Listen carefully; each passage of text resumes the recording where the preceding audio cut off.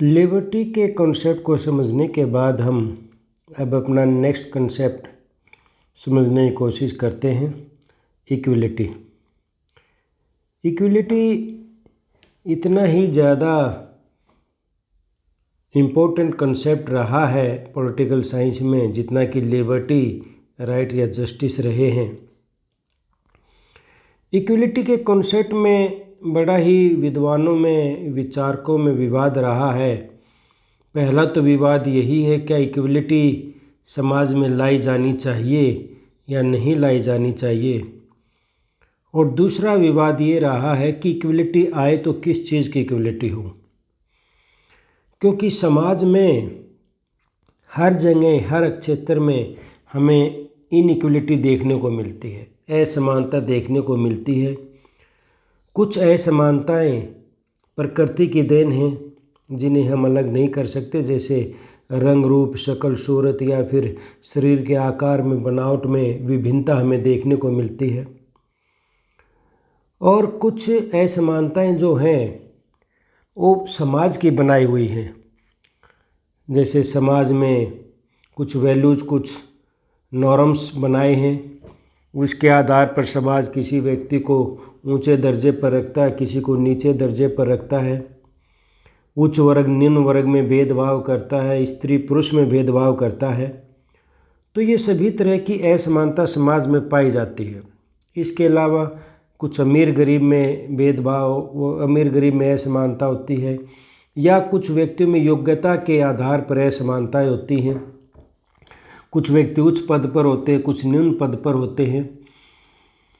तो ये सभी तरह की असमानताएं समाज में पाई जाती हैं। तो इसमें कौन सी असमानता मिटाई जानी चाहिए, कौन सी असमानता होनी चाहिए, जो पूरा डिस्कशन इक्विलिटी के कॉन्सेप्ट को लेकर चलता है, वो सामाजिक असमानता को लेकर चलता है।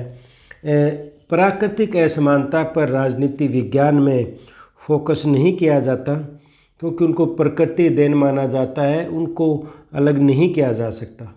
हाँ, यदि प्राकृतिक विभिन्नता को, वो प्राकृतिक असमानता या प्राकृतिक विभिन्नता को आधार बनाकर यदि समाज किसी एक व्यक्ति को उच्च दर्जा देता, दूसरे को निम्न देता है, तो उसका ज़रूर विश्लेषण पॉलिटिकल थ्योरी में किया जाता है।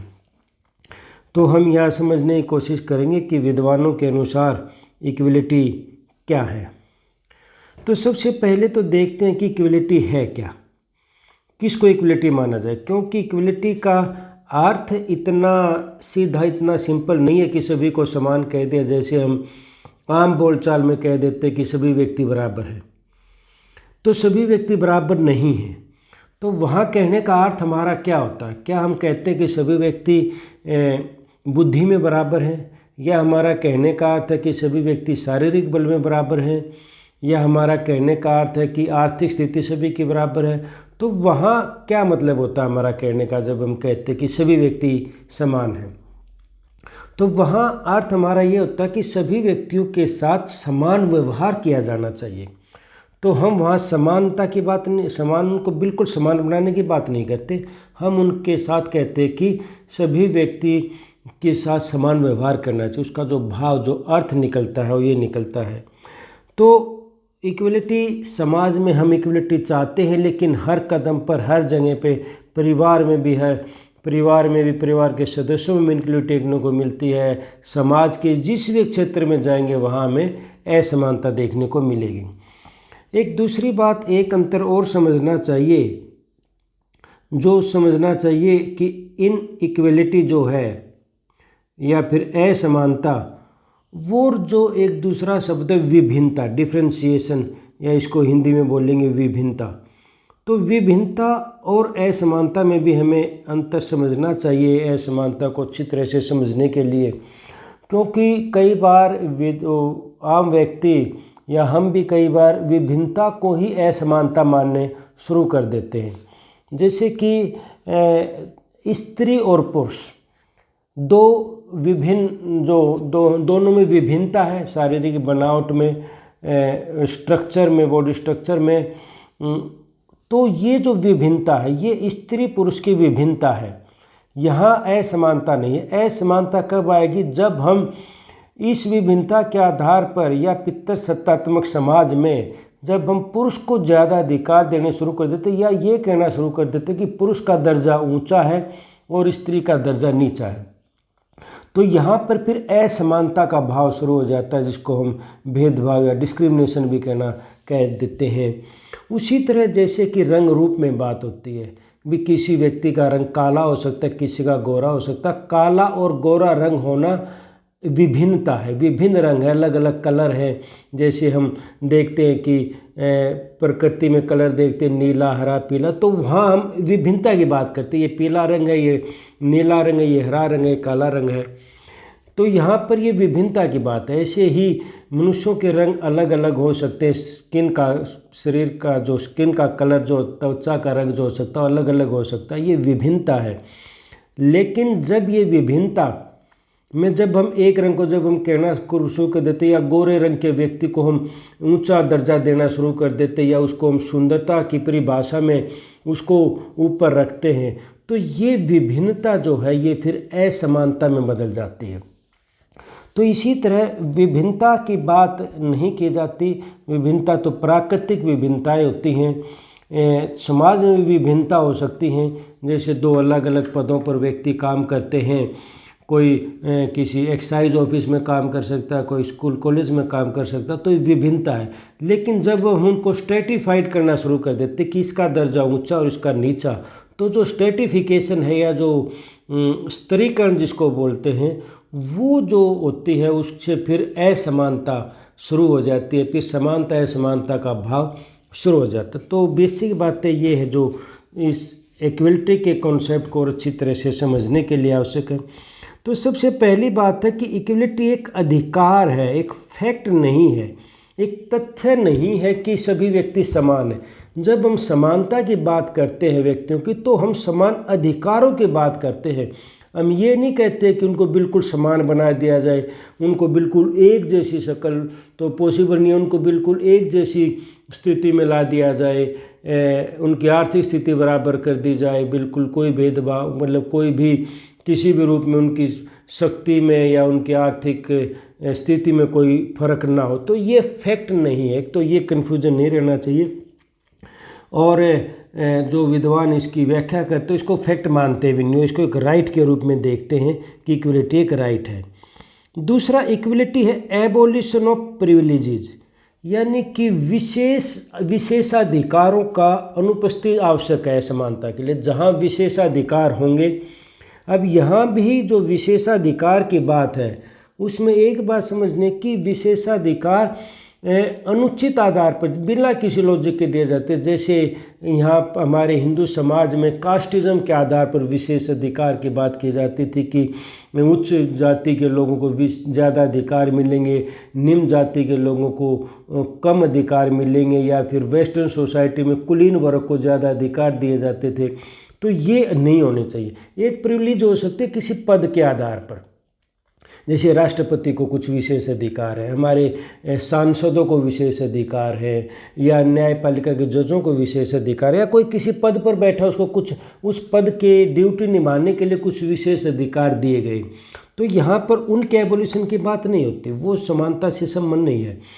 यहाँ संबंध है कि जो समाज में अनुचित आधारों पर किसी विशेष वर्ग को, एक व्यक्ति को नहीं बल्कि किसी वर्ग को आपने विशेष अधिकार दे दिए, तो वो एबोलिट होनी चाहिए, तभी इक्वलिटी होगी। तो उसका एक अर्थ ये लिया जाता है कि विशेषाधिकार समाप्त होने चाहिए। अगला है provision of equal rights. Constitutions में या कानून के अनुसार इक्वल राइट्स की बात की जाती है, यानी कि उनको अधिकार जो होते हैं समान अधिकार, जैसे कि हमारे मौलिक अधिकार, वो सभी नागरिकों को अधिकारों की बात करते। तो ये नहीं कहते कि इस क्षेत्र के, इस जाति के या स्त्री या पुरुष इनको अधिकार दिए जाएंगे, इनको नहीं दिए जाएंगे, बल्कि ये कहते हैं कि जो भी बात का नागरिक है, जो भी कुछ अधिकार ऐसे जो सभी व्यक्तियों को दिए गए चाहे नागरिक भी ना हो, तो एक अधिक समानता की जब बात करते तो इक्वल राइट का भाव इससे निकल कर आता है।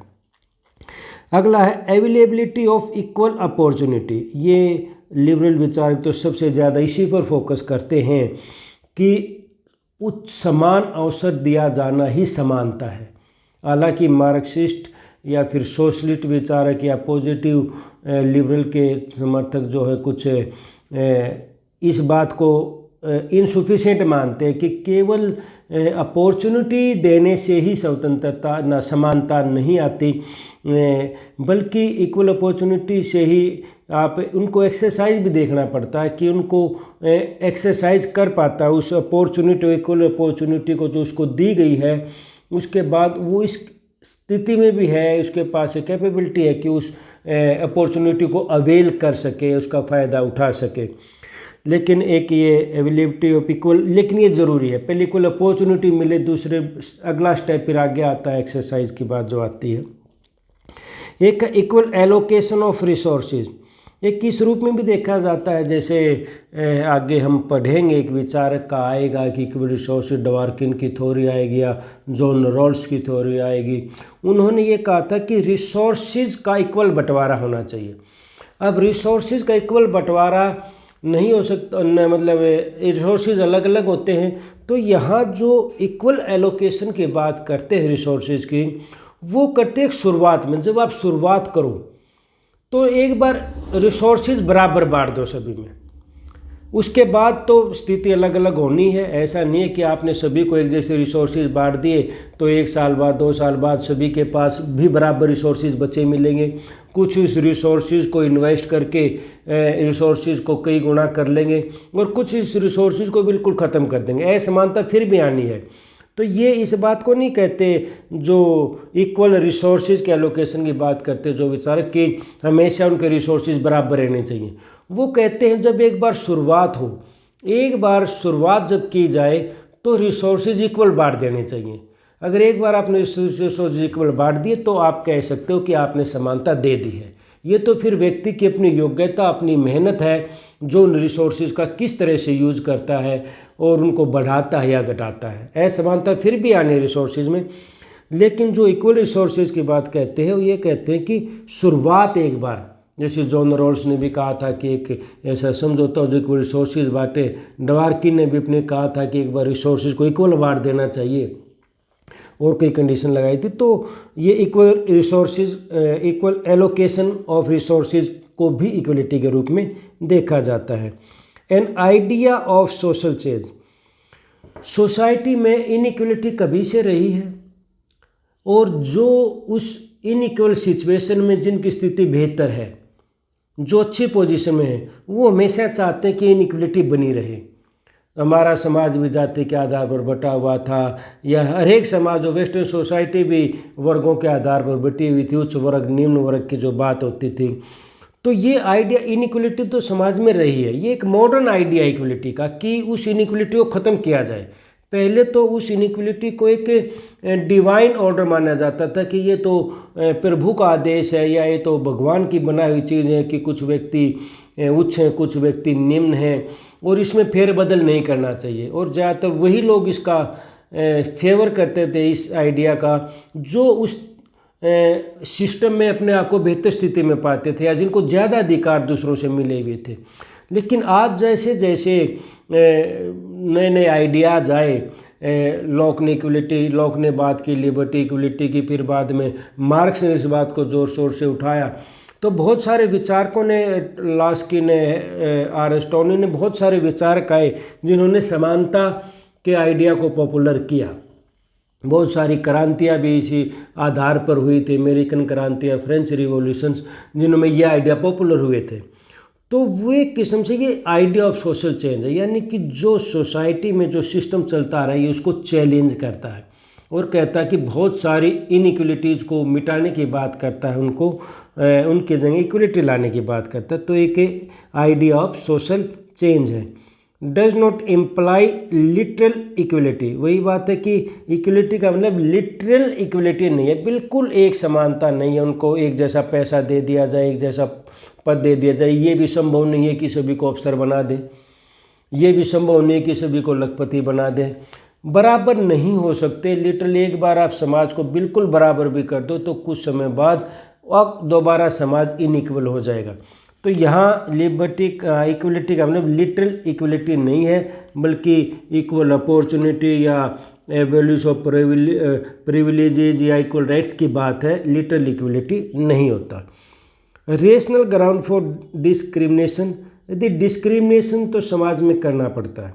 अब उसके भी ग्राउंड देखेंगे, उसके दो ग्राउंड आएंगे कि पिछड़े वर्गों को ऊपर उठाने के लिए या कोई अनप्रिविलेज्ड है तो उसको कुछ जो है ऊपर उठाने के लिए या उसको आगे बढ़ाने के लिए, उसको समान स्तर पर लाने के लिए ज़रूरी होता है, या एक फिर योग्यता के आधार पर भी जो ज़्यादा मेहनत करेगा, ज़्यादा योग्य मिलेगा तो निश्चित रूप से वो ज़्यादा पाने का हकदार होगा। तो ये इक्वलिटी का मीनिंग लिया जाता है। अब देखते हैं कि इक्वलिटी क्यों भाई, क्योंकि पहली बात तो ये ही विवाद रहता है कि इनइक्वलिटी प्रकृति ने जब बनाया, क्या भगवान ने सभी चीज़ों को समान बनाया है? सभी चीज़ें असमान हैं, लेकिन यहाँ मैंने आपको फ़र्क बताया है कि उस पहले जो मैंने बताया था वो डिफ्रेंशिएशन है, वो विभिन्नता है, उसको आप इनइक्वलिटी की तरह ट्रीट मत करो कि वो असमानता नहीं है, उसको आप विभिन्नता कहोगे कि विभिन्न, जैसे प्रकृति ने पेड़ पौधे अलग अलग साइज़ के बनाए हैं या व्यक्तियों को अलग अलग रंग रूप दिया है, अलग अलग शक्ल दी, या अलग अलग तरह के जीव बनाए हैं, तो वो विभिन्नता है। तो एक लेकिन जो लोग असमानता या अपनी उच्च पद का बनाए रखना चाहते हैं या समाज में असमानता से यदि वो एडवांटेज उनको मिला हुआ है तो वो इसी विभिन्नता को असमानता शब्द कहते हैं, और वो कहते हैं कि समाज में पर भगवान ने ही सभी को असमान बनाया, असमानता है, तो फिर व्यक्ति समानता लाने का प्रयास क्यों करता है या व्यक्तियों के बीच में समानता क्यों होनी चाहिए? तो फिर ये कुछ तर्क दिए जाते हैं कि इक्वलिटी क्यों होनी चाहिए।